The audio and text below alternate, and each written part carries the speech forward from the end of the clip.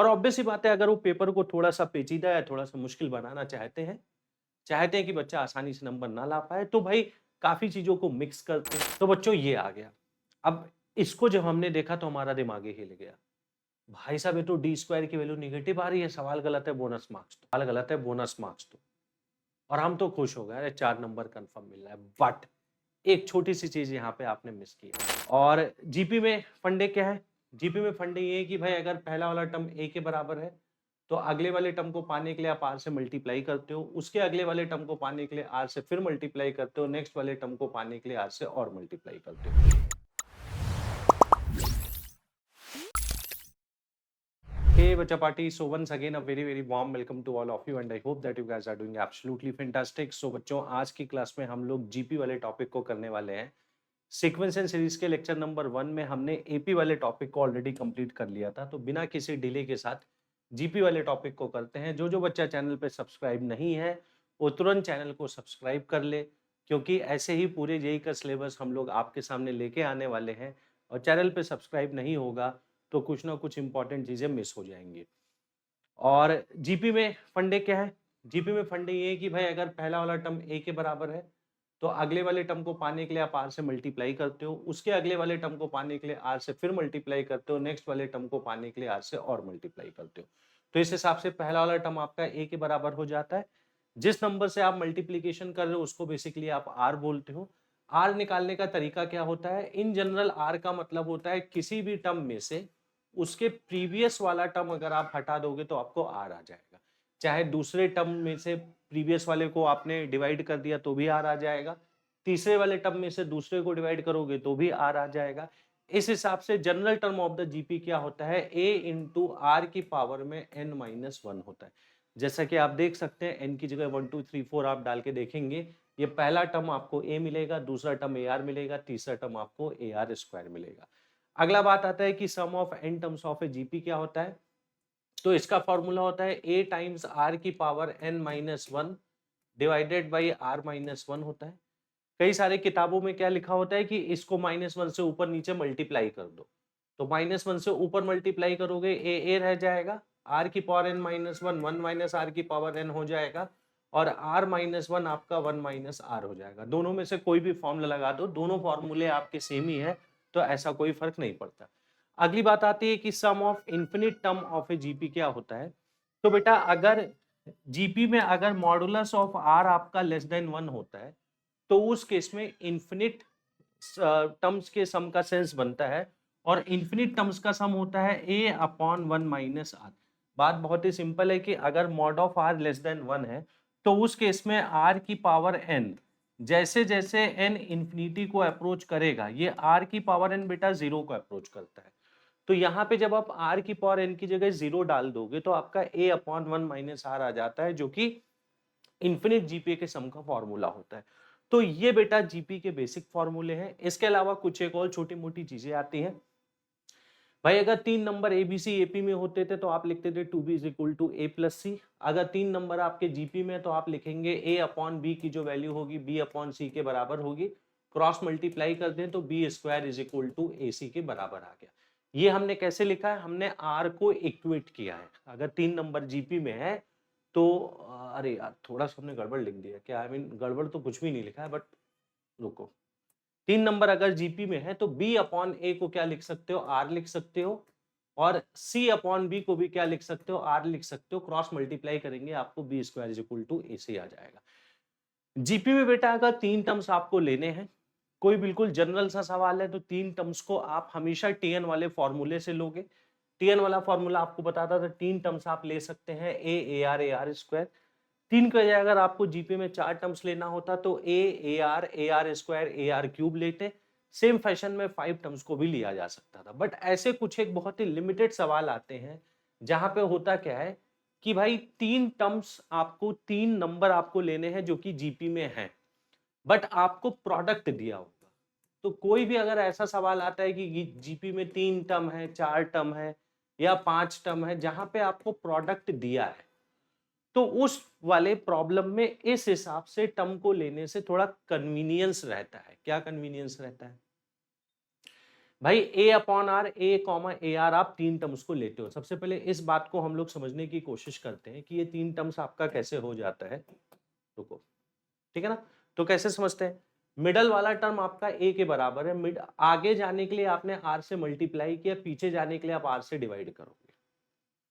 3 और 5 टर्म्स लेने का तरीका सेम है। मिडल वाला टर्म आपने ए लिया, आगे जाने के लिए आर से मल्टीप्लाई किया, और आगे जाने के लिए आर से और मल्टीप्लाई कर दिया। पीछे जाने के लिए आपने आर से डिवाइड किया, और पीछे जाने के लिए आपने एक और आर से डिवाइड कर दिया। ठीक है ना। अब इससे फायदा क्या होता है कि अगर तीनों टर्म्स का प्रोडक्ट दिया है और मान लो 3 नंबर आप इस हिसाब से लेते हो, तो यहाँ पे एक ऑब्जर्व करना कि तीनों लोगों को प्रोडक्ट करने पे आपका ए क्यूब आ जाता है, जबकि इस वाले केस में प्रोडक्ट करने पे आपका ए टू द पावर 5 आ जाता है। 3 के बजाय मान लीजिए बच्चों अगर हमें 4 टर्म्स को लेना था और चारों के चारों नंबर्स आपके जीपी में थे, तो उस केस में मिडल के 2 टर्म्स पे आप ध्यान दो, a upon r comma a r लेते हो। अब अगर ए अपॉन आर को किस चीज से मल्टीप्लाई करोगे कि आपको ए आर मिल जाए, जवाब आएगा आर स्क्वायर से मल्टीप्लाई करोगे। ए अपॉन आर को आर स्क्वायर से मल्टीप्लाई करने पे आपको ए आर मिल जाता है। ए आर को फर्दर हम आर स्क्वायर से मल्टीप्लाई करते हैं तो ए आर क्यूब मिल जाता है। और पीछे जाने के लिए बेटा ए अपॉन आर को आर स्क्वायर से आप डिवाइड करेंगे। ए अपॉन आर को यदि आप आर स्क्वायर से डिवाइड करते हैं तो ये ए अपॉन आर क्यूब आ जाता है। इस हिसाब से 4 टर्म लेने का फायदा क्या होता है कि इन चारों टर्म्स का जो प्रोडक्ट आता है वो बेसिकली ए की पावर 4 आता है, आर के सारे टर्म्स कैंसिल हो जाते हैं। तो अगर जीपी में 3 नंबर, 4 नंबर, 5 नंबर लेने हैं और अगर जीपी के टर्म्स का प्रोडक्ट दिया है, तो इस हिसाब से 3, 4, 5 नंबर को लेने पे थोड़ा सा सवाल इजी सॉल्व हो जाता है। क्यों? क्योंकि भाई प्रोडक्ट वाले डेटा से जब आप प्रोडक्ट को बराबर करेंगे, जो भी नंबर मान लो प्रोडक्ट 216 दिया था, तो यहाँ पे ए क्यूब को 216 के बराबर करेंगे, ए की वैल्यू डायरेक्ट 6 आ जाएगी। तो ये फायदा रहता है, फिर केवल आर आपका निकालना बचेगा।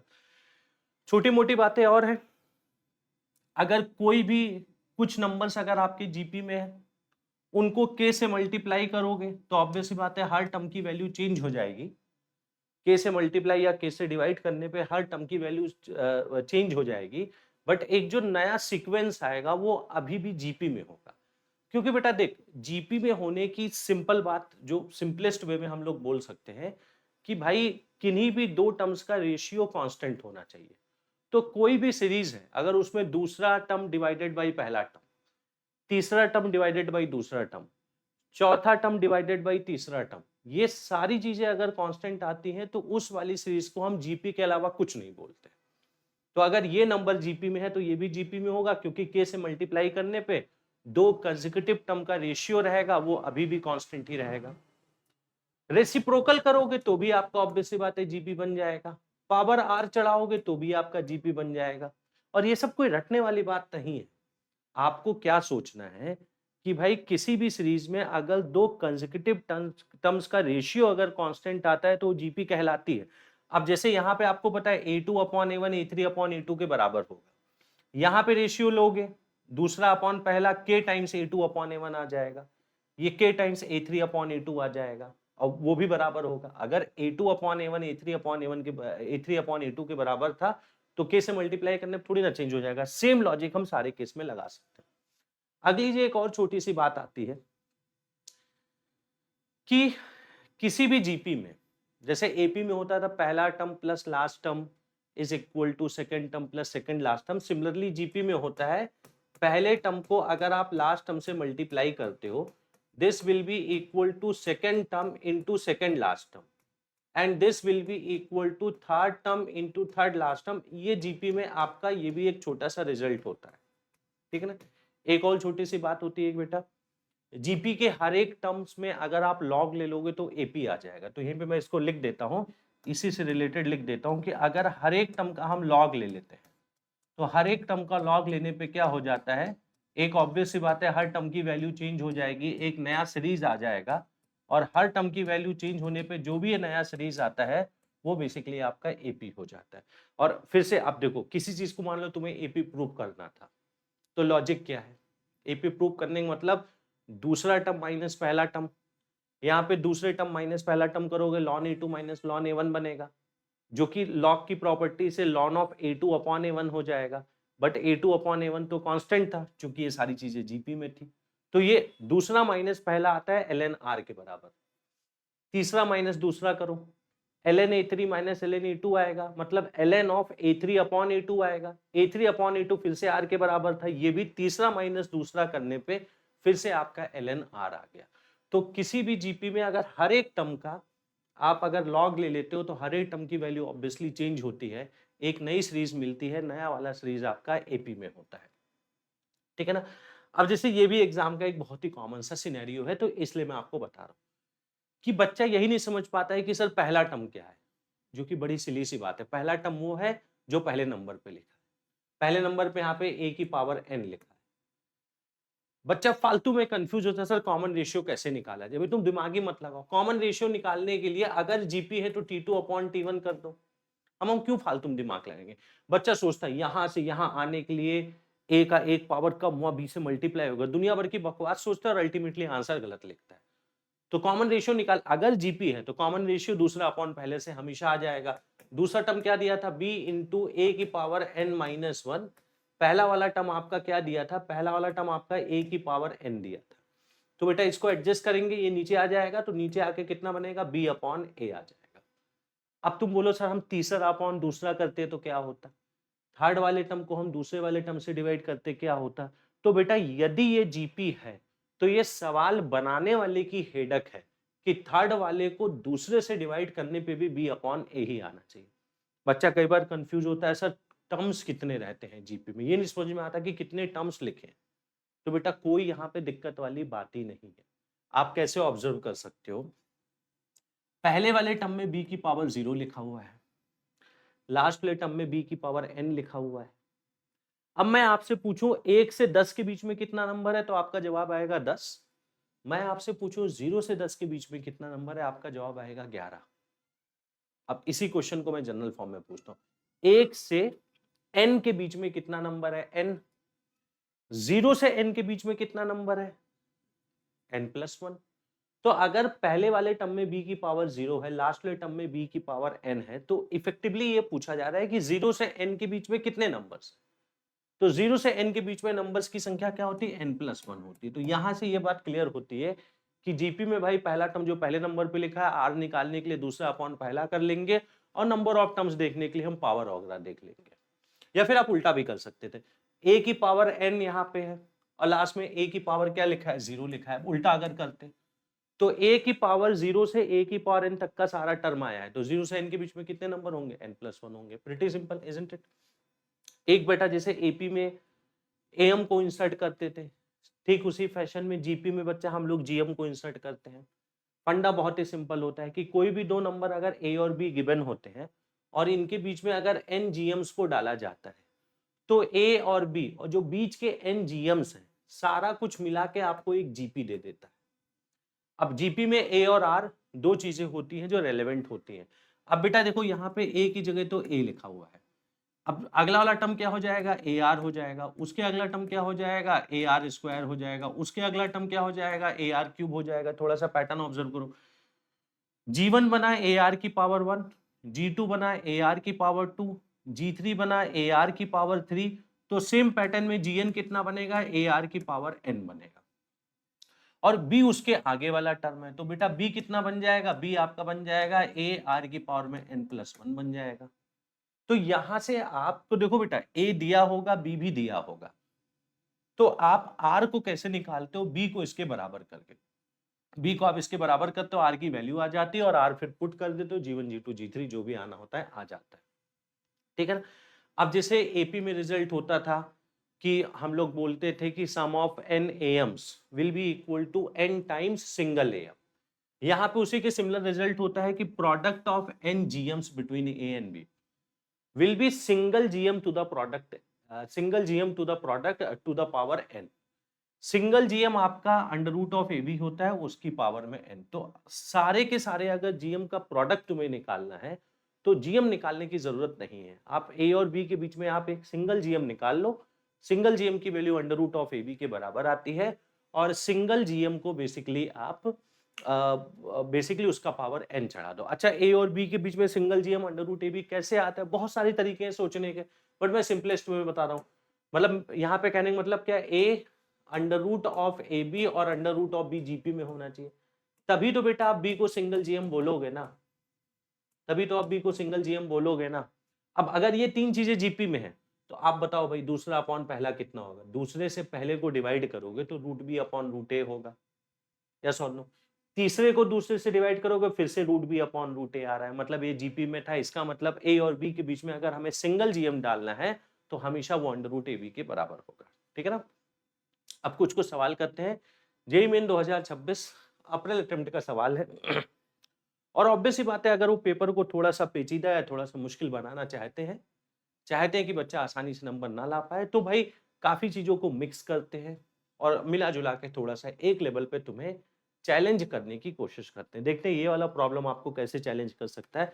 ऑब्वियस सी बात है, ऑप्शन देख के पता लग रहा होगा कि कुछ घातक कैलकुलेशन यहाँ पे होने वाला है। एक बार फिर भी देखते हैं सवाल में क्या लिखा हुआ है। The sum of the first 10 terms of an AP is 160. AP के पहले 10 टर्म्स का सम 160 है, पहला डेटा। चलो भाई, The sum of the first 2 terms of a GP is 8. ये सेकेंड डेटा हो गया। अब देखो डेटा कितना दिया हुआ है। अच्छा, if the first term of the AP, the first term of the AP is equal to the common ratio of the GP, ये थर्ड वाला डेटा हो गया, थर्ड वाला डेटा हो गया। अगला डेटा फिर पढ़ो, first term of the GP is equal to the common difference of the AP, ये चौथा डेटा हो गया। तो भैया चार डेटा लिखने के बाद में आपको अब इस डेटा को ए आर डी के फॉर्म में हम कन्वर्ट करेंगे, हमें बताना है the sum of all possible values of the first term of the GP, मतलब जीपी का जो पहला टर्म की जितनी पॉसिबल वैल्यू है सब कुछ बता दो। अब बेटा देखो, अब ध्यानपूर्वक सुनिएगा, एक एपी की कहानी चल रही है, एक जीपी की कहानी चल रही है। एपी में रेलेवेंट चीज क्या होती है, ए एंड डी होती है, जीपी में रेलेवेंट चीज क्या होती है, ए एंड आर होती है। अब पहले थर्ड वाले डेटा करो, पहला term of AP is equal to the common ratio of the GP.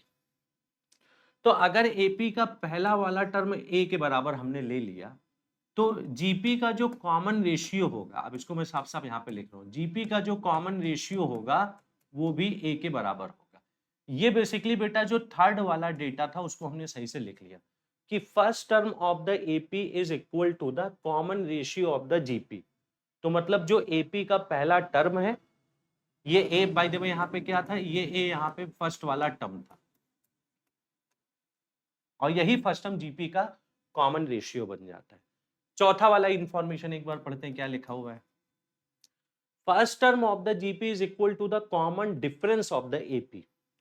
मान लो एपी का कॉमन डिफरेंस डी के बराबर था, इसको हमने बोला ये एपी का कॉमन डिफरेंस है, ये डी के बराबर था। तो जो जीपी का जो पहला टर्म होगा वो सेम कॉमन डिफरेंस के बराबर होगा। मतलब यहां पे हम क्या बोल सकते हैं कि जो जीपी का जो फर्स्ट टर्म होगा वो बेसिकली डी के बराबर होगा। तो भाई ये डेटा हमने चौथा वाला डेटा लिख लिया। अब पहला दूसरा लिखते हैं। अब देखो बेटा, ले दे के ए और डी दोनों दो ही चीजों में इक्वेशन बनेगी ना, और ए और डी दो ही चीजों में इक्वेशन बनेगी तो वहां से ए और डी को निकालना बहुत ही इजी काम है। कैलकुलेशन चाहे बड़ा हो छोटा हो मैं उसकी गारंटी नहीं ले रहा हूं, but conceptually there are only two unknowns in the problem. और अगर there are only two unknowns in the problem तो ऑब्वियस सी बात है पहला और दूसरे इंफॉर्मेशन से दो अननोन दो इक्वेशन हम निकाल सकते हैं। अब मैं फर्स्ट वाली इंफॉर्मेशन को देखता हूं, पहले 10 टर्म्स का एपी का सम करो। तो ये वही ए और डी वाली स्टैंडर्ड एपी है, पहले 10 टर्म्स का सम कर देते हैं।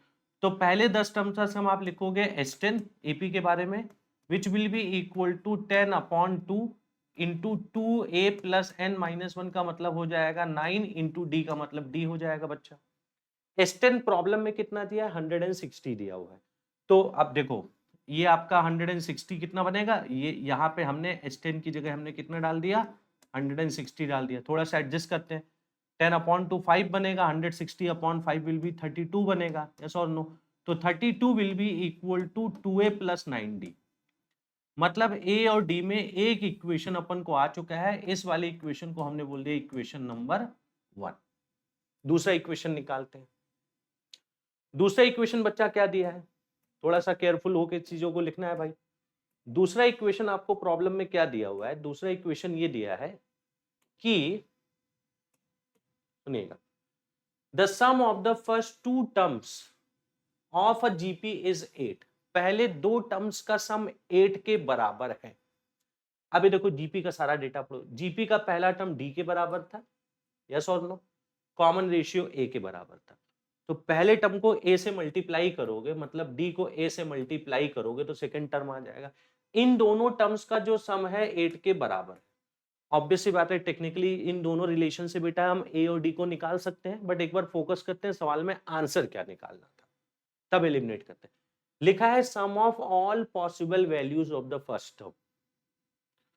फर्स्ट टर्म डी है, मतलब यहां पे पूछा क्या गया है, the sum of all possible values of the first term का मतलब हो जाएगा sum of all possible values of small d बताना है। स्मॉल डी की जो जो वैल्यूज पॉसिबल है उनको बतानी है। तो लॉजिकल सी बात है, ए को गायब करो, स्मॉल डी में इक्वेशन बनाओ। कैसे गायब कर सकते हैं, जो कि बहुत इजीली गायब कर सकते हैं भाई। एक काम करते हैं, अब यहां से एडी की वैल्यू आ रही है तो एडी किसी हिसाब से बना लेते हैं। अब मेरा बच्चा क्या करता है, मेरा बच्चा बोलता है सर इसी वाले इक्वेशन को ना मैं डी से मल्टीप्लाई कर देता हूं, क्योंकि वो थोड़ा सा ज्यादा स्मार्ट होता है। उसने बोला इसी वाले इक्वेशन को हमने डी से क्या किया, मल्टीप्लाई कर दिया। अलाउड है, बिल्कुल अलाउड है, उसको डी में इक्वेशन बनानी थी। तो इसने बोला कि लेफ्ट हैंड साइड में आपका बन गया 32d, राइट हैंड साइड में बेटा आपका बन गया ट्वाइस ए डी, डी से मल्टी, और ये बन गया प्लस 9d स्क्वायर बन गया। यस और नो, ऐसा बच्चे ने क्यों किया था, उसको डी में इक्वेशन बनानी थी। अब बच्चा बोलता है सर ए डी की वैल्यू आपको पता है ना, ये यहाँ पे इसको यूज कर लेते हैं। तो थोड़ा सा और सॉल्व करते हैं। तो 32d will be equal to 2 times AD। AD का मतलब होता है बच्चों 8 माइनस डी, और प्लस में क्या लिखा है 9 टाइम्स डी का स्क्वायर लिखा हुआ है। तो हल्का सा और सॉल्व करते हैं। 32d will be equal to 16 minus 2d plus में 9d का स्क्वायर। सारे d को इधर ले आते हैं, तो 9d स्क्वायर तो पहले से लिखा है, और ये बनेगा माइनस ऑफ 34d, यस और नो, प्लस में 16 इज इक्वल टू 0 बनेगा। आम बच्चा क्या करता है, वो बोलता है सर डी की यहां से हम दोनों वैल्यूज निकाल लेंगे श्रीधराचार्य वगैरह लगा के। मेरा बच्चा क्या करता है, मेरा बच्चा ये बोलता है कि सर हमें एक बात तो कंफर्म है कि डी में यहाँ पे क्वाड्रेटिक बन रही है, बट क्वाड्रेटिक का रूट नहीं पूछा गया है भाई। अगर d की दो वैल्यूज पॉसिबल हैं तो d की दोनों वैल्यूज d1 प्लस d2 होंगी, मतलब दोनों वैल्यूज का सम d1 प्लस d2 पूछा गया। तो हम d निकाल के क्या करेंगे सर, अगर इस क्वाड्रेटिक का रूट अगर एक रूट d1 होता दूसरा रूट d2 होता, तो हमें d1 d2 थोड़ी ना पूछा गया, हमें d1 प्लस d2 पूछा गया। क्वाड्रेटिक का sum of the root minus b upon a, formula लगा दे तो माइनस ऑफ 34 अपॉन 9, आंसर आ गया प्लस 34 अपॉन 9, प्लस 34 अपॉन 9, जो कि आपका ए वाले ऑप्शन में लिखा था। तो बेटा ये काफी डिसेंट लेवल का सवाल है अगर देखा जाए, बट अगर डेटा को आप ढंग से ब्रेक डाउन करोगे तब आपको कोई कंफ्यूजन नहीं होगा और आप सवाल को इजीली एग्जाम में लगा पाओगे, अदरवाइज इसमें बहुत गलती हो सकती थी, समझे ना। तो ऐसा देखो कोई भी सवाल आ रहा है, मतलब मैं तुम्हें टिप्स का, ऐसा कोई भी सवाल आ रहा है और तुम्हें पता है कि तुम 2 मिनट से ऊपर नहीं दे सकते तो मत करना, क्योंकि इसमें मतलब जगह जगह गलती का स्कोप है। तो भाई जब तुम्हें पता है कि यार अगर हमने सोचा है 3-3.5 मिनट में हो जाएगा, 1-1.5 मिनट एक्स्ट्रा लगेगा तो भी हम देने को तैयार है, तभी उठाना। नहीं तो ये सवाल मान लो उठा के यहाँ तक बना लिया, आगे नहीं कर पाए तो भी कोई फायदा नहीं है, क्योंकि डेटा को लिखना, वहां से चीजों को थोड़ा प्रोसेस करना टाइम लगता है, बट बेटा एट द सेम टाइम वो भी है भाई, एग्जाम में आउट ऑफ 25 5 क्वेश्चन बेहद इजी आ रहे हैं, सबको पता है, सबको पता है, हर बच्चा उसको करीब करीब सही करके आएगा। तो 5 से 6 क्वेश्चन तो मतलब बहुत आसान आ रहा है, और मान लो ऐसे फिजिक्स में भी आ रहा है, केमिस्ट्री में भी आ रहा है। अब हर सब्जेक्ट में अगर तुम केवल 25-25 या 30-30 नंबर लेके आ रहे हो, एक एग्जाम्पल जो बिल्कुल आसान वाले क्वेश्चन है, मान लो 25% पेपर बहुत आसान था, तो हर सब्जेक्ट में तुम किसी में 25 लाए, किसी में तुम 30 लाए, तो तुम्हारा 90-100 के आसपास जेईई मेन में बनेगा। और 90-100 से बेटा कुछ बात नहीं बनने वाली, वो फालतू में एडवांस के लिए हो सकता है क्वालिफाई कर जाओ कि अरे हम एडवांस देने के लिए एलिजिबल हैं, but you practically don't have any scope. Rank यार 1.5-2 लाख आ रही है, उसमें हमें क्या मिलने वाला है। तो भाई टारगेट यहाँ पे ये है कि जो हमारा 90 या 100 नंबर आने वाला है, उसको हम 150-200 तक कैसे पहुंचाएं। तो अगर मान लो जैसे 90 या 100 तो आमतौर पे कोई भी एक नॉर्मल सीरियस बच्चा होता है उसका आ जाता है, बिना कुछ ज्यादा किए आ जाता है। बट 90 या 100 को अगर 200 तक पहुंचाना है, इसका मतलब पर सब्जेक्ट में, मान लो अभी मैं 150 की बात करता हूँ, थोड़ा और प्रैक्टिकल सिनेरियो लेता हूँ। मान लो तुम्हारा 100 आ रहा है, तुम्हें 150 तक पहुंचना है, या 90 आ रहा है, तुम्हें 150 तक पहुंचना है। 60 नंबर तुम्हें और लाना है। 60 नंबर का मतलब हो गया 20 मार्क्स पर सब्जेक्ट। 20 मार्क्स पर सब्जेक्ट का मतलब हो गया 5 क्वेश्चंस पर सब्जेक्ट। तो भाई तुम्हें 5 ऐसे क्वेश्चंस करके आने होंगे एग्जाम में जो अभी तक तुम नहीं लगा पा रहे हो हर सब्जेक्ट में, and this could be one of those 5 questions. और भी आगे देखते हैं सर क्या लाया अपने पिटारे में। पिटारे में बहुत शानदार लेवल की चीजें हैं बेटा, और भी देखते हैं।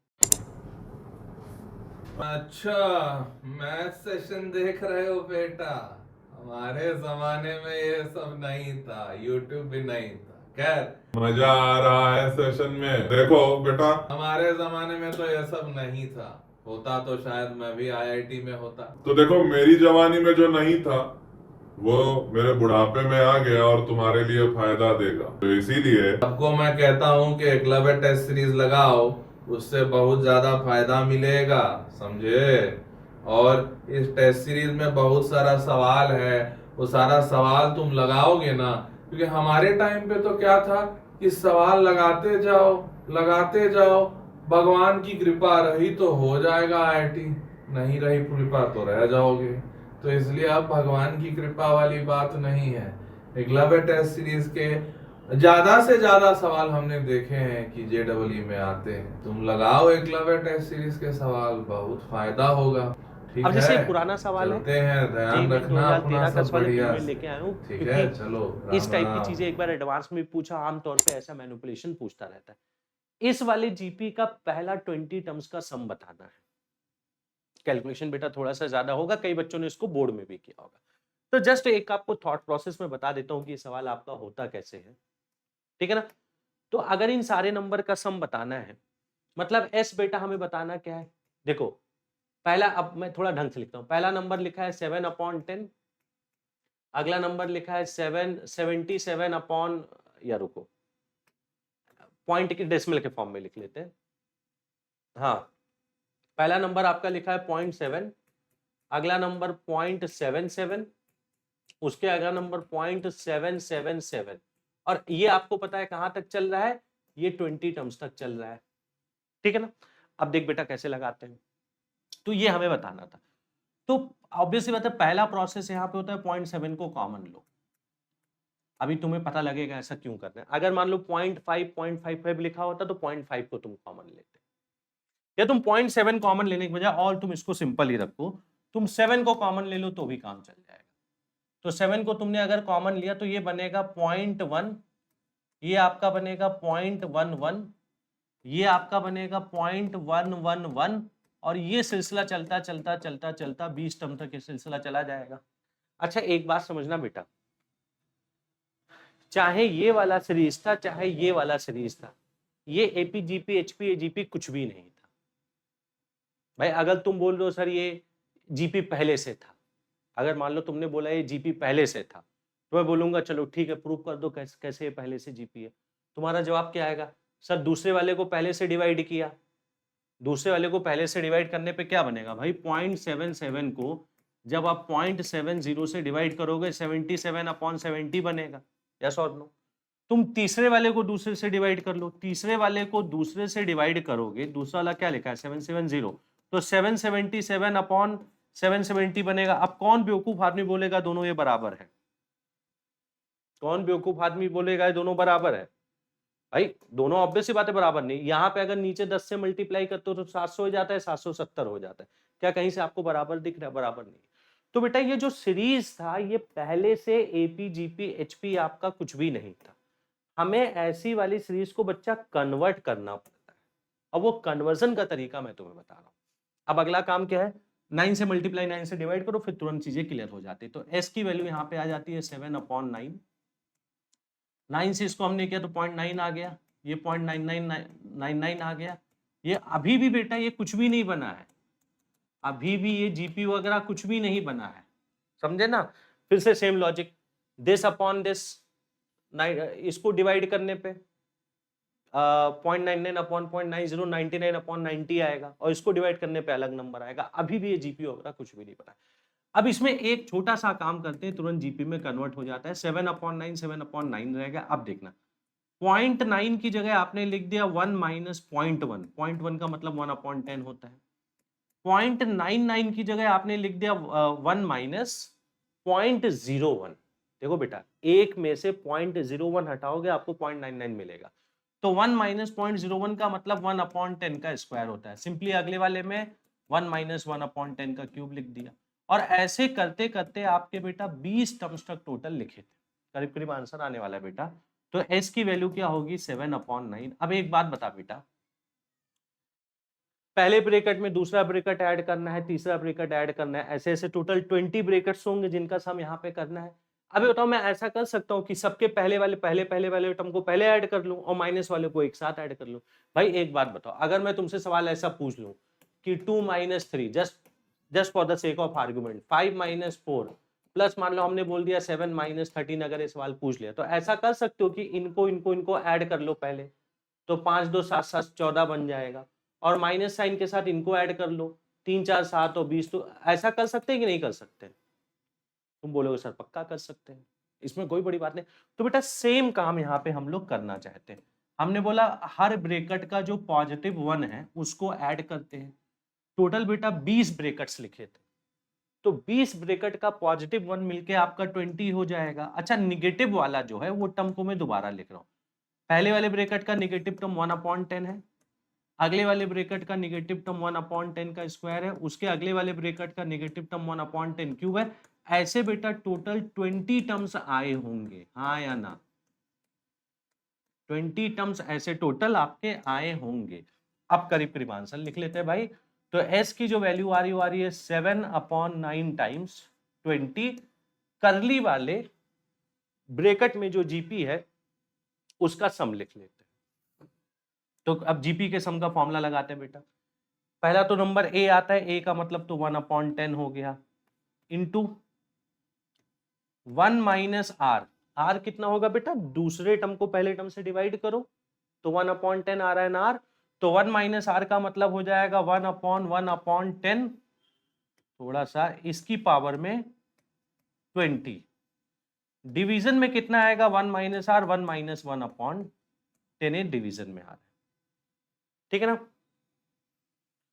तो s की वैल्यू कितनी आ रही है? s की वैल्यू जो आपकी आ रही है वो आ रही है 7/9 टाइम्स, देख बेटा ये 20 तो 20 रह जाएगा, ये बनेगा 9/10, और यहाँ पे 1/10 लिखा है मतलब 9 ऊपर चला जाएगा, तो माइनस में आपका बन गया 9 टाइम्स, और एक ब्रैकेट के अंदर लिखा है 1 माइनस 10 की पावर -20। देखते हैं कौन सा ऑप्शन मैच हो रहा है। अब देखिए बेटा, थोड़ा सा यहाँ पे और एडजस्टमेंट इन लोगों ने करने की कोशिश की है कि भाई ओके 9/10 बिल्कुल सही, 10 की पावर -20 के फॉर्म में आंसर आ रहा है। ओके, इन लोगों ने क्या बोला कि भाई ये 7/9 को अंदर लेके थोड़ा मैनिपुलेट कर दो, तो एक लाइन और लिख ले फिर आपका आंसर आ जाएगा। तो एस की मैं इसको इधर लिख देता हूं, जिससे फाइनल आंसर तक तो बोर्ड में होता तो इतने पे का नंबर आ जाता। जी में ऐसा थोड़ी ना भाई, जी में जहां तक वो बोल रहे हैं वहां तक तुम्हें सॉल्व करना है, मर्जी नहीं कि हम कहाँ पे रुकना चाहते हैं।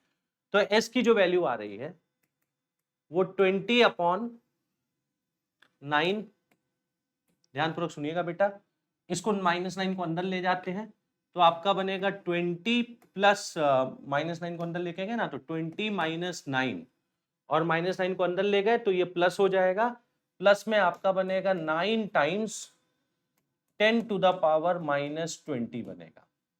यस और नो? ठीक है ना? तो s की जो वैल्यू आ रही है ये 7/9 था, उसको हमने 20/9 कहां से लिख दिया? ठीक है ना? हाँ, s की जो वैल्यू आ रही है 7/9 टाइम्स 20 में से 9 गया 11 प्लस 9 इंटू 10 की पावर -20। यस और नो? अब देख बेटा, कुछ कुछ बातें हमें बिल्कुल क्लियर हो रही हैं कि भाई साहब -10 की पावर 20 ए और बी ऑप्शन में है, जबकि हमें पता है कि भाई -10⁻20 तो नहीं आ रहा है, और आंसर देखो 10⁻20 के फॉर्म में ही है। तो जो भी हमने इसको यहाँ पे 10⁻20 लिखा था वो बिल्कुल करेक्ट था, और जबकि ये माइनस जाके प्लस हो गया था, नहीं प्लस 10⁻20 आएगा। अब सवाल उठता है सी या डी में से क्या करेक्ट होगा। अब 7/9 है, जबकि यहाँ पे 10⁻20 का बेटा कुछ कॉफिशिएंट भी नहीं आ रहा है। आप समझ रहे हैं ना। तो एक छोटा सा काम करते हैं, यहां से मैं 9 को फिर से कॉमन ले लेता हूं। 9 को मैं फिर से क्या करता हूं, कॉमन ले लेता हूं।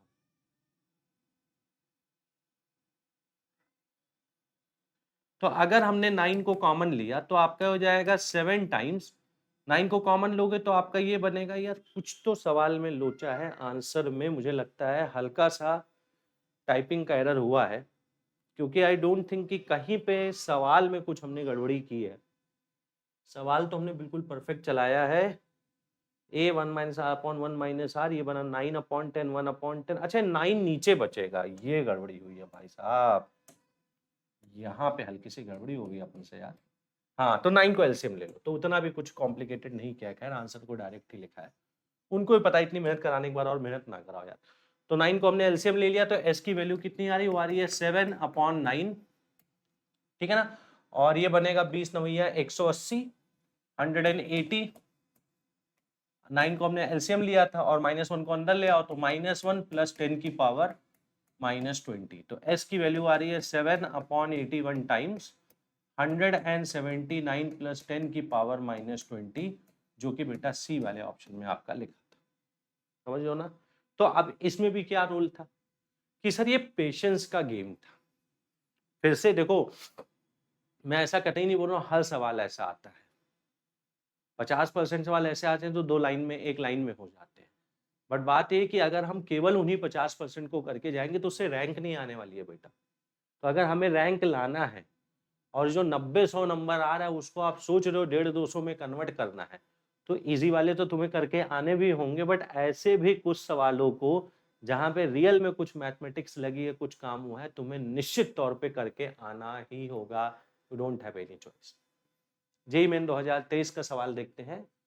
यहाँ पे कुछ एरिथमेटिक मीन और ज्योमेट्रिक मीन की कहानी कुछ कुछ चल रही है, ठीक है ना। लिखा हुआ है कि A1 and A2 be two arithmetic means G1 G2 G3 be three geometric means between two distinct positive number। इसकी वैल्यू हमें बतानी है। काफी घातक सा एक्सप्रेशन भाई साहब आपको दिख रहा है, बात समझ रहे हैं ना। और एपीजीपी को मिक्स करके मतलब अच्छी तरीके से सवाल को बनाया गया। तो हमने क्या बोला कि पहली बात तो एक नंबर ए था, यहाँ पे एक नंबर हमने G1 डाला, यहाँ पे एक नंबर हमने G2 डाला, यहाँ पे एक नंबर G3 डाला और एक नंबर B हो गया। ये सारा कुछ मिला जुला के सवाल में क्या बोला जा रहा है कि सारा कुछ मिला जुला के आपका एक जीपी बन गया था। ज्योमेट्रिक मीन इंसर्ट करने का मतलब यही होता है। तो पहले तो गिवन एक्सप्रेशन की वैल्यू को निकाल लेते हैं, बाद में देखा जाएगा, जो करना होगा कर लेंगे।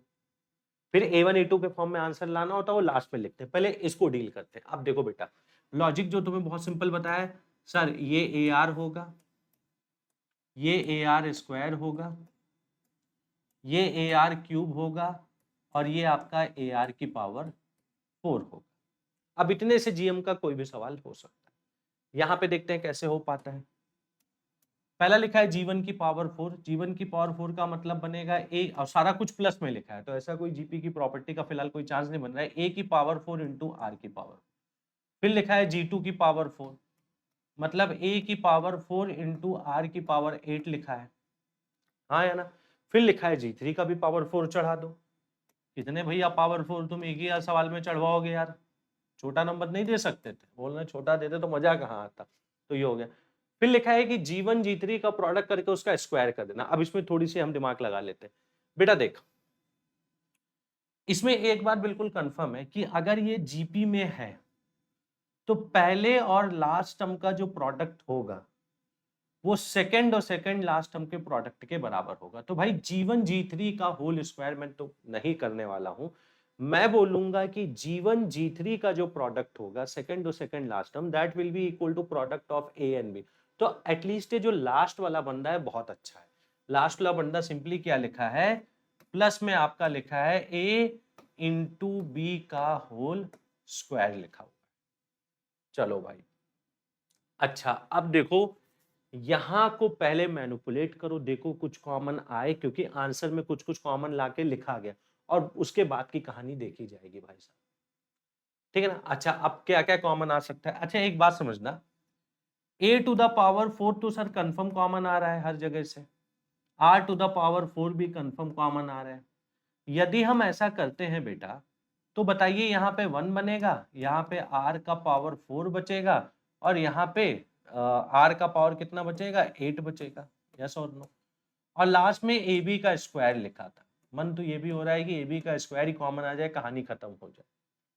अब देखते हैं कहानी खत्म होती कि नहीं। अच्छा एक बात और बताओ, एक छोटी सी बात बताना, ये बेसिकली ए आर की होल पावर में 4 लिखा हुआ है, यहां से हमने a की पावर 4 r की पावर 4 को कॉमन लिया था, तो ये बेसिकली आपका क्या लिखा था, इसको थोड़ा सा ध्यान दें।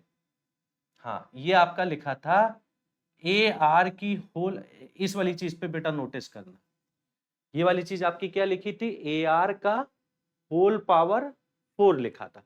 मतलब इस वाले चीज की जगह अगर बनना चाहे तो वो लिख सकता है कि भाई ये g1 टू द पावर 4 लिखा हुआ है, और g1 की पावर 4 के साथ अंदर आपका क्या आ रहा है, अंदर आपका आ रहा है 1 प्लस आर की पावर 4 प्लस आर की पावर 8 आ रहा है, उसको भी डील करेंगे ऐसा नहीं है।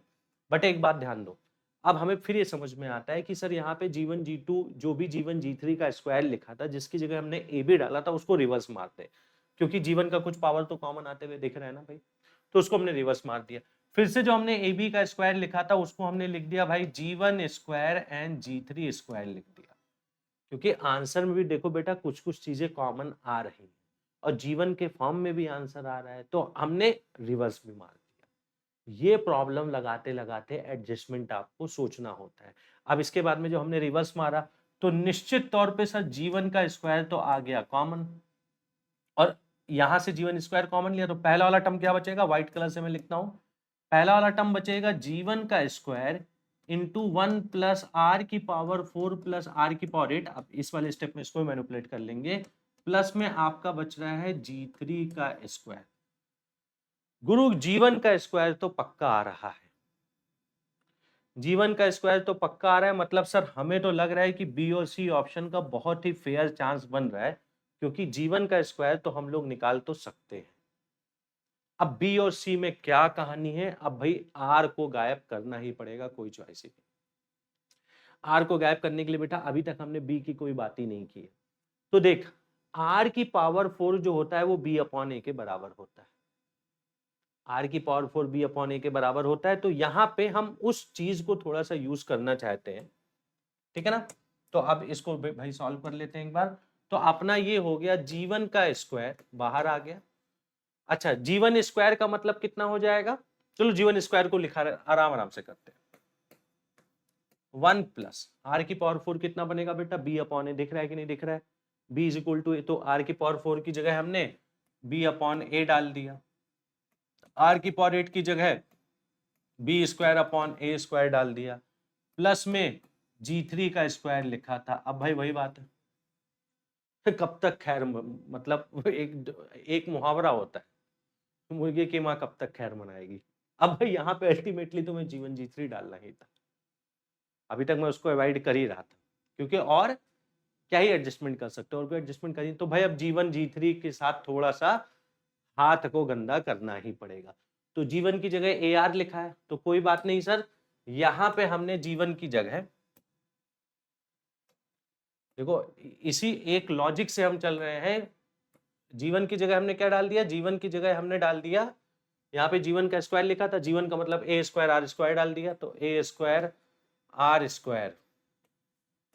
चलो भाई कोई बात नहीं, g3 की जगह भी वैसे ही कर दो, g3 कितना था, ए आर क्यूब, g3 का स्क्वायर होगा a square into r to the power 6। अब देखना बेटा कितना ब्यूटीफुली सारी चीजें मैनिपुलेट होती है।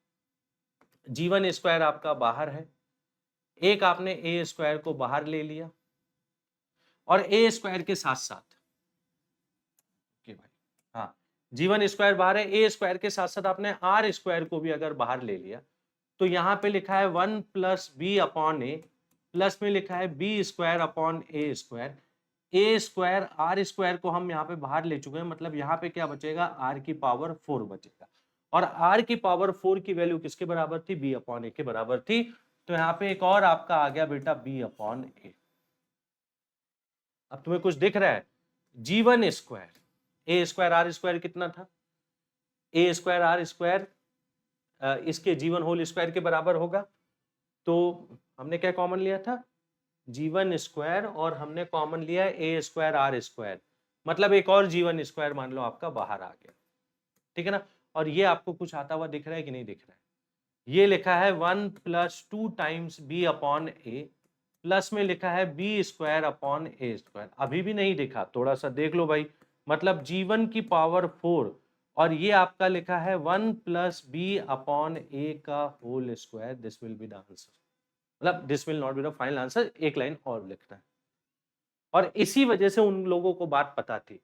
तो मतलब कहने का मतलब ये आपका हो गया G1 की पावर 4, यहाँ पे थोड़ा सा एलसीएम वगैरह ले लेते हैं, तो यहाँ पे क्या बनेगा, ये बनेगा a + b अपॉन में बनेगा a, और इसका यहाँ पे होल स्क्वायर, इसका यहाँ पे होल स्क्वायर। अब एपी वाले पे वापस जाते हैं। a1 a2 बेटा दो एरिथमेटिक मीन्स थे, तो भाई एक नंबर a है, एक नंबर a1 है, एक नंबर a2 है, एक नंबर b है, तो a1 + a2 की वैल्यू किसके बराबर आएगी, a + b के बराबर आएगी निश्चित तौर पे। तो इसीलिए देखो a1 + a2 का भी टर्म आता है, हाँ या ना। तो अब देखिए आंसर कितना आ गया, आंसर आ गया इसकी जगह हमने क्या डाला है, a + b की जगह a1 + a2 डाल दिया। तो देख बेटा, एक आपका a1 + a2 का होल स्क्वायर तो मिल ही रहा है, a1 + a2 का होल स्क्वायर हर जगह ही लिखा था बाय द वे, और उसके अलावा आपको क्या मिल रहा है, अब ये वाला टर्म ले देके तुम्हें देखना है कि भाई G1 की पावर 4 अपॉन ए स्क्वायर किसके बराबर है।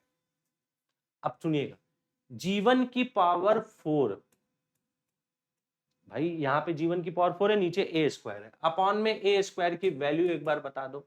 G1 की पावर 4 करने पे आपका बनेगा ए स्क्वायर, सॉरी, G1 की पावर 4 करने पे आपका बनेगा a की पावर 4 r की पावर 4, ए स्क्वायर होगा, मतलब ये बन रहा है ए स्क्वायर इंटू आर की पावर 4 के बराबर बन रहा है।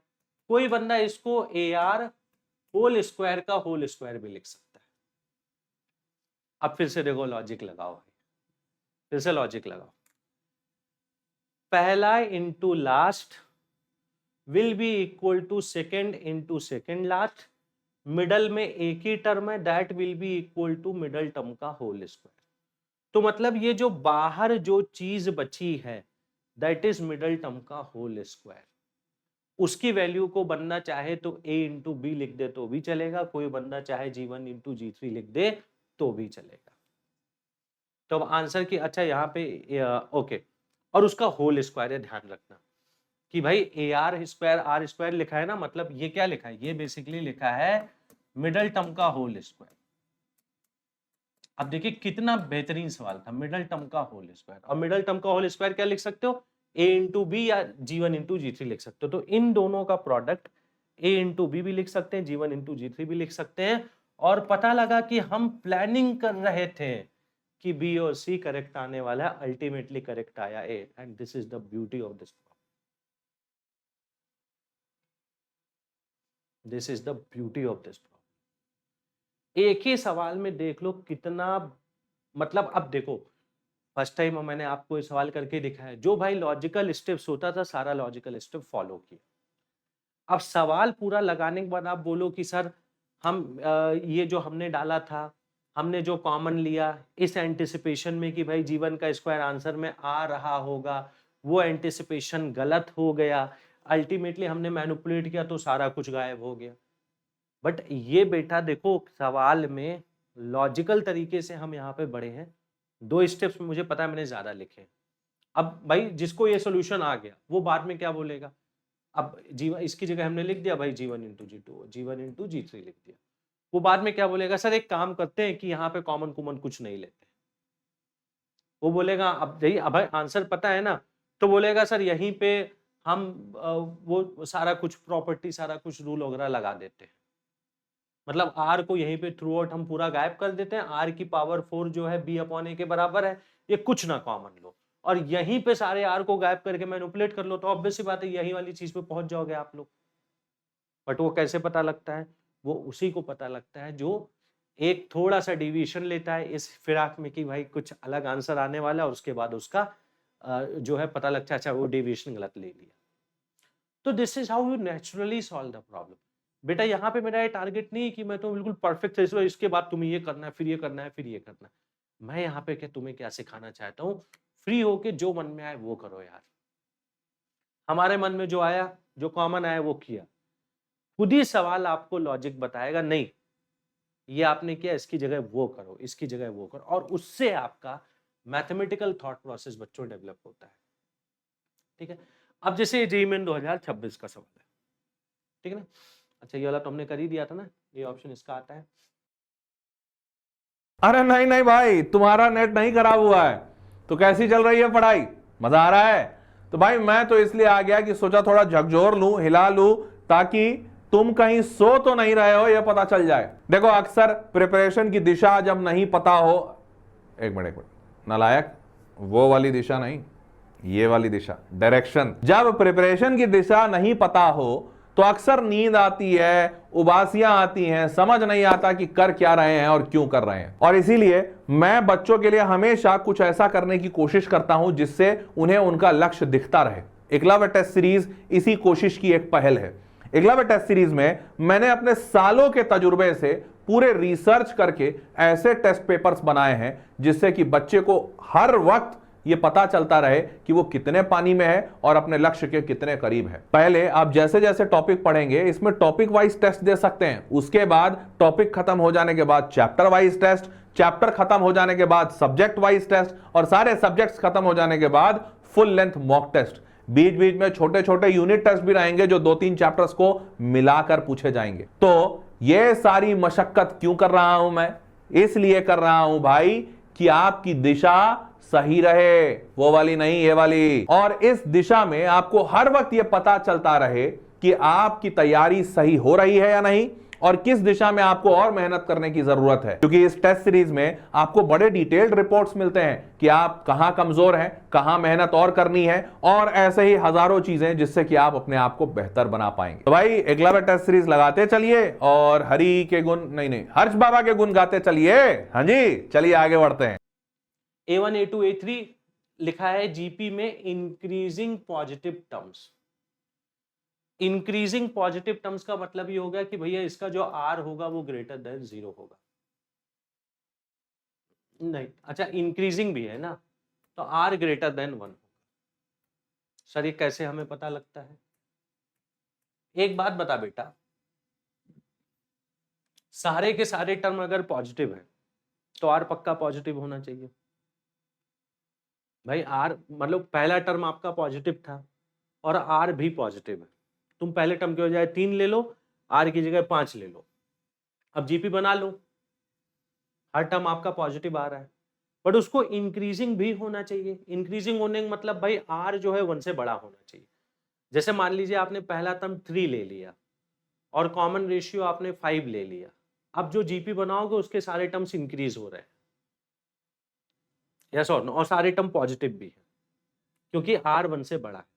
और यही अगर आपने उल्टा कर दिया, यदि मान लीजिए आपने पहला टर्म 3 ले लिया और आर की जगह 1/5 ले लिया, तो जो जीपी बनाओगे उसके सारे टर्म्स डिक्रीज हो रहे हैं, यस और नो, बट अभी भी पॉजिटिव है।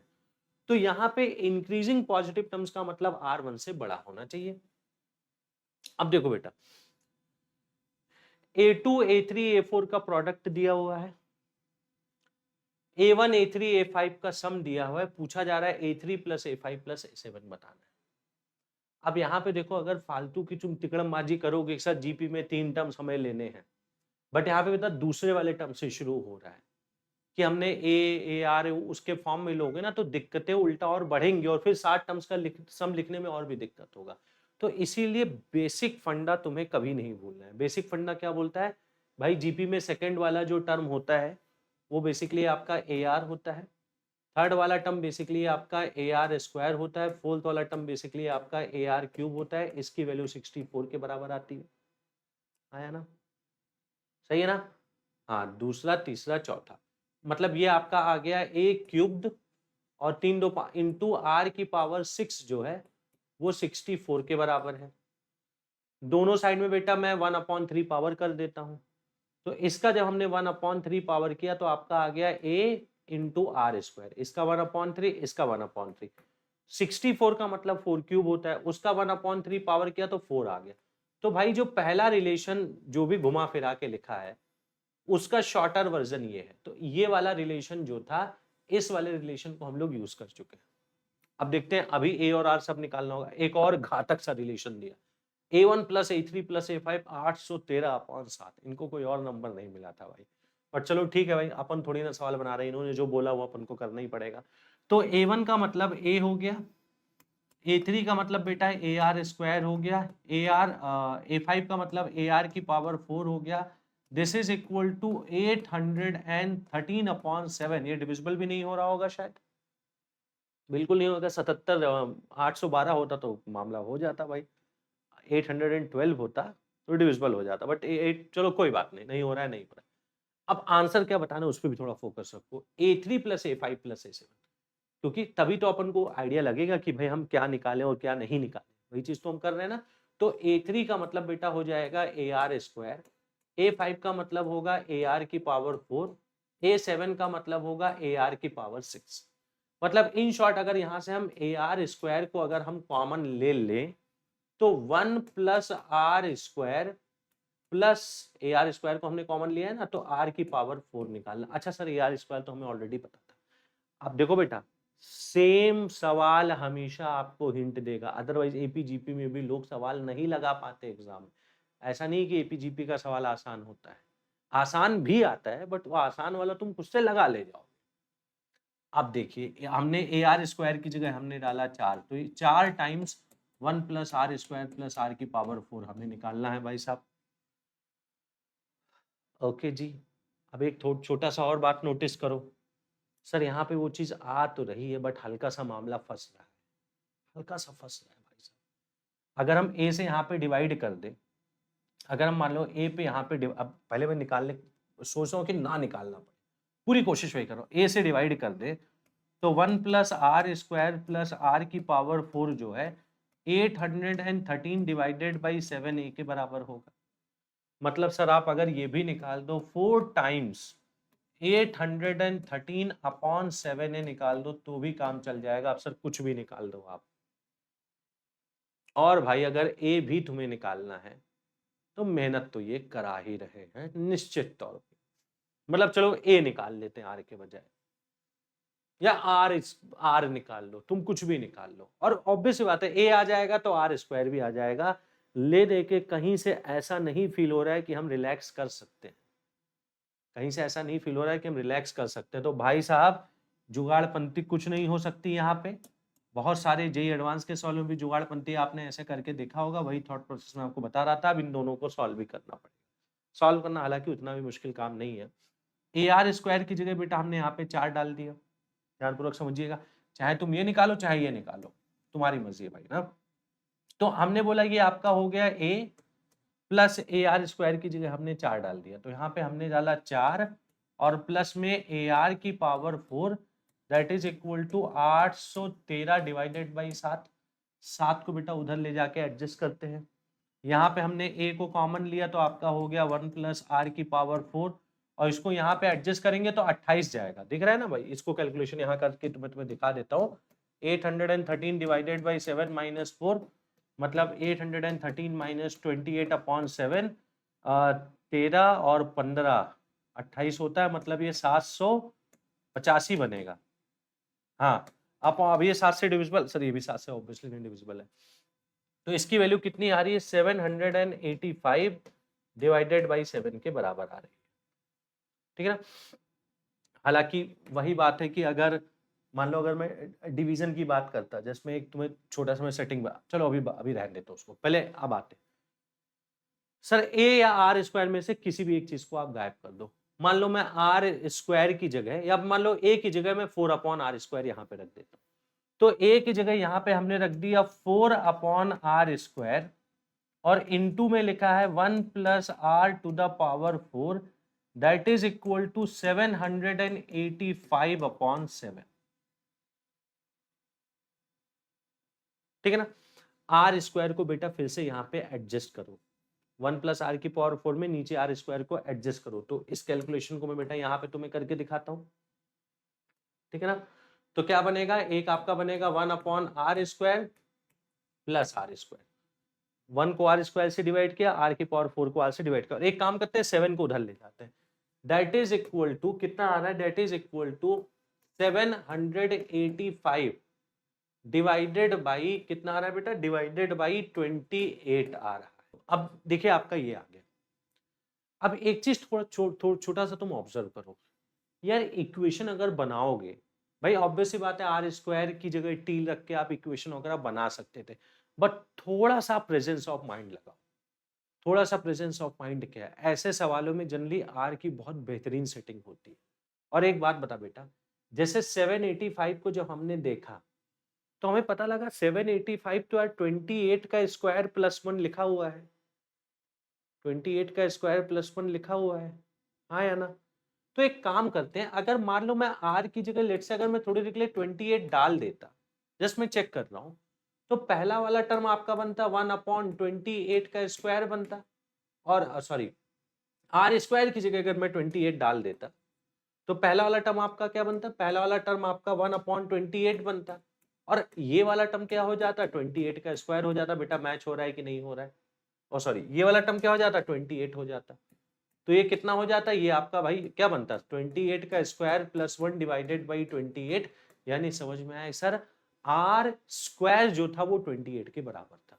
तो भाई आंसर आने वाला, हमने आर स्क्वायर निकाल लिया 28, तो final answer to this problem will be 4 times 1 plus r का स्क्वायर जो कि 28 है, प्लस में आर की पावर 4 जो कि 28 का स्क्वायर 784 हो जाएगा। तो कहने का मतलब answer to this problem will be 4 times, ये आपका बनेगा 29, यस और नो। 29 यहाँ पे ऐड करोगे, 16 ऐड करोगे 800 होगा, फर्दर 13 और ऐड करोगे 813 होगा। तो 813 इंटू 4, 813 इंटू 4 जो कि आपका 32352 आपका सेकंड वाले ऑप्शन में लिखा था। तो देखो again this is a quality problem. अब मैं ये बिल्कुल नहीं बोल रहा हूँ कि सर इतना टफ क्या एपीजीपी से आ रहा है, मैं ऐसा कतई नहीं बोल रहा हूँ, बट बेटा जो इजी वाला आ रहा है ना उसको आप भी बहुत इजीली लगा सकते हो, उसमें कुछ ज्यादा सिखाने को है नहीं। अब जैसे ये भी जेईई 2026 का ही सवाल है, अब जो अभी तक हमने सवाल किया उससे इसका लेवल नापोगे तो लगेगा कुछ है ही नहीं है। बट यहाँ पे आप ये थोड़ी ना सीखने आए हो कि आपको जेईई मेन में 90 मार्क्स कैसे लाना है, ये सीखने आए हो कि जेईई मेन में सर 150-200 लाने के लिए हमें क्या करना पड़ेगा। तो उस चीज को, अब जैसे ये सवाल आया पहले 3 टर्म्स का प्रोडक्ट दिया है, तो भाई हम क्यों बुद्धि लगाएं, प्रोडक्ट पहले 3 टर्म्स का दिया, 3 टर्म्स को हम मान लेते हैं ए आर स्क्वायर, शुरुआत की 3 टर्म का प्रोडक्ट है। अब ये 27 है, प्रोडक्ट आपका ए क्यूब आपका 27 के बराबर आता है, मतलब ए की वैल्यू सिंपली यहाँ पे बेटा 3 आ जाती है। अब सवाल में देख बेटा पूछा क्या गया है, पूछा गया है set of all possible values for sum of the first 3 terms. तो तुम्हें S3 की बतानी है क्या क्या पॉसिबल वैल्यूज हो सकती है। तो S3 की वैल्यू क्या हो सकती है भाई, अब ए की जगह 3 निकाल चुके हैं, तो इसका मतलब 3r square plus 3 plus 3 upon r square इसकी वैल्यू होगी। तो कहने का मतलब शुरुआत की 3 टर्म्स का 3 को अगर हम कॉमन ले लें तो, या फिर ऐसा करो 3 plus 3 times r square plus 1 upon r square आ रहा है, हाँ या ना। आर स्क्वायर कहाँ से आ गया यार, अरे यार आर प्लस 1 अपॉन आर आ रहा है बच्चों,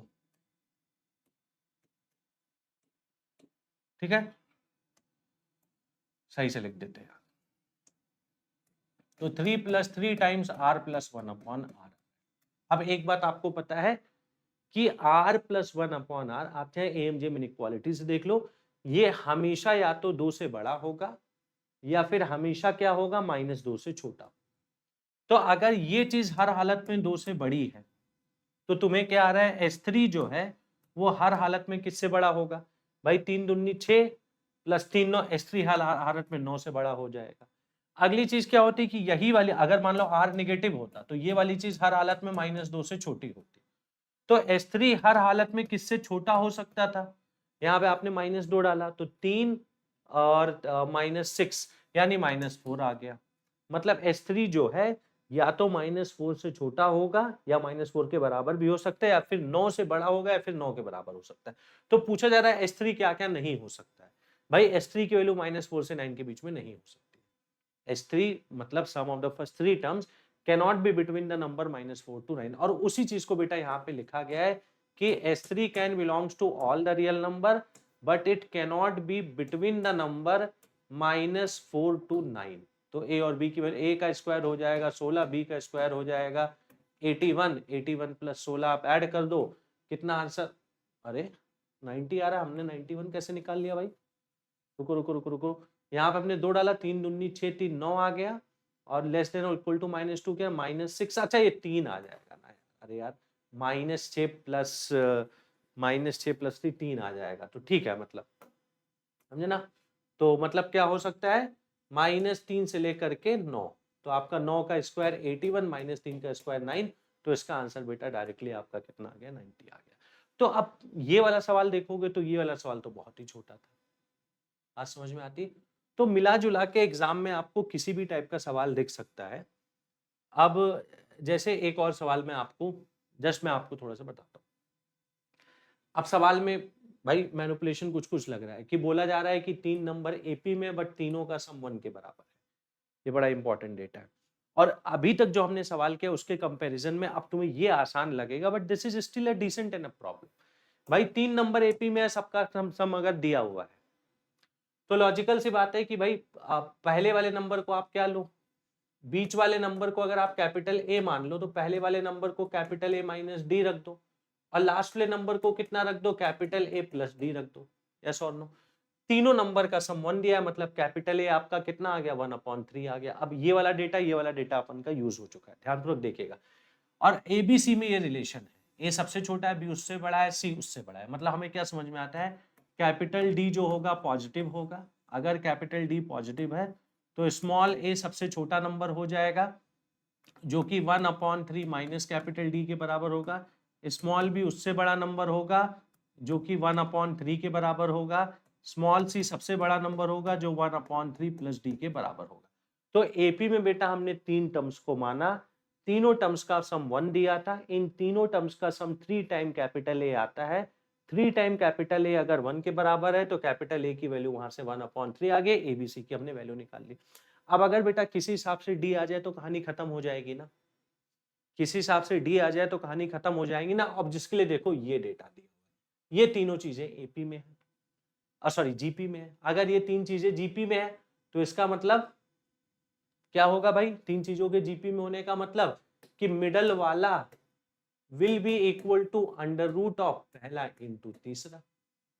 एबीसी जीपी में होते थे, क्या होता था, b is equal to root AC, तो मिडल वाला will be equal to under root of पहला इंटू तीसरा।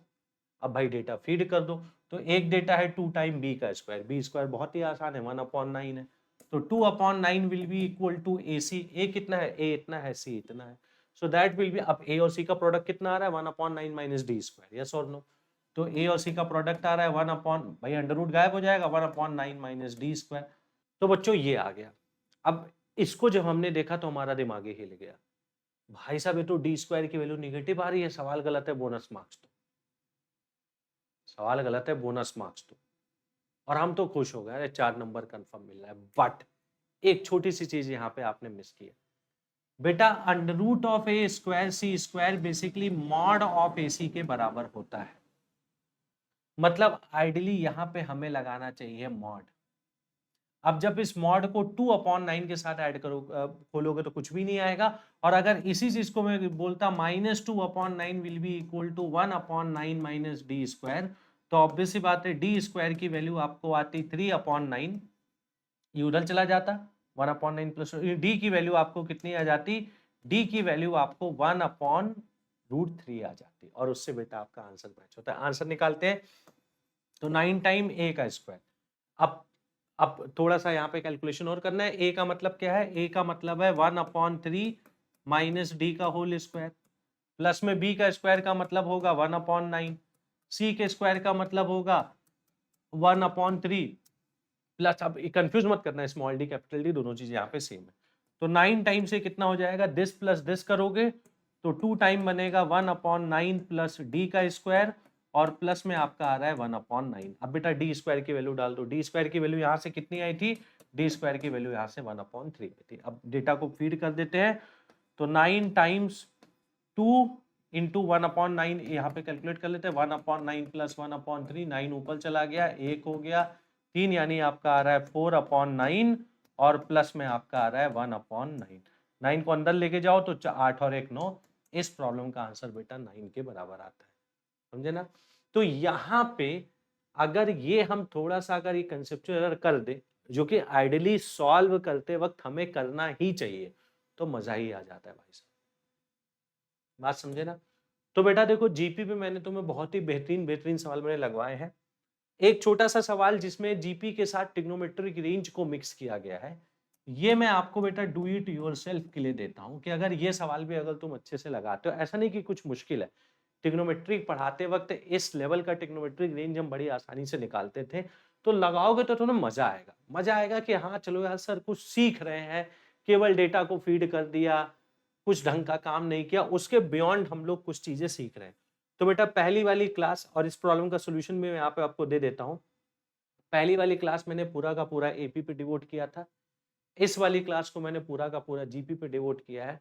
अगली वाली क्लास में हम लोग हार्मोनिक प्रोग्रेशन, एएमजीएम इनइक्वालिटी वगैरह की बातचीत करने वाले हैं। तो और उसके अलावा जो चौथी वाली क्लास होगी उसमें फिर टेलीस्कोपिक सम और वीएन मेथड की भी हम लोग बात करेंगे, जिसको सिग्मा नोटेशन वाला फंडा भी बोलते हो। तो जैसा कि आपको बोला था कि भाई एक छोटे से सेशन में ज़्यादा से ज़्यादा हाई लेवल के सवालों को करवाने की कोशिश करता हूँ, जिससे आपको पता लगे कि जो जेईई का चैलेंज है वो कितना बड़ा हमारे लिए चैलेंज है, और आपको पता लगे कि आपका फाइनल मुकाम क्या है। बेटा फाइनल मुकाम कभी भी 90 या 100 नंबर लाना नहीं था। फाइनल मुकाम हमेशा 150 200 को क्रॉस करना था। इस बात को आप लोग ध्यान रखिएगा। बाकी बेटा चैनल को सब्सक्राइब कर लेना। मुलाकात हम लोग करते हैं नेक्स्ट वाली लेक्चर में। Till then tata bye bye, take care and have fun.